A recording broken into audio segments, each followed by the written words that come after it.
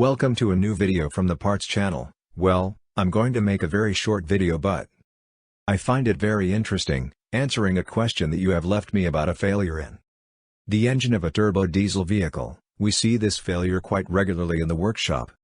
Let's see, a person who has a turbo diesel car and starts the engine when it is cold and drives down the road without any problem with the car, but after 15 or 20 minutes or so, approximately, the engine loses power. But he have noticed that if you turn off the engine and then turn it back on again, come back to power for a while, and then again loses, and so continually. As I say, it is a problem that we see quite regularly in the workshop, and almost always the problem comes from the turbo solenoid valve. Normally, when the turbo solenoid valves start to fail, they start to fail when they get hot. Then, the ECU, the car's computer, uses the solenoid valve to control the turbo through the turbo actuator, but if it detects that it does not respond well to the orders it gives it.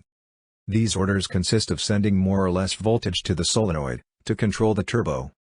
If the ECU detects that it does not, it responds that there may be a problem of overpressure in the engine. What it does automatically is to stop sending current to the turbo solenoid valve and you run out of turbo, but when you turn off the engine and turn it on again, it sends another voltage to control the turbo, but it again detects that there are problems again, because it cannot control the turbo, so it disconnects it again, and so on continuously. Therefore, my advice, if you have this problem, is to check the turbo solenoid valve. Okay? Because here usually comes the problem in this case. Well, here I leave you this short video.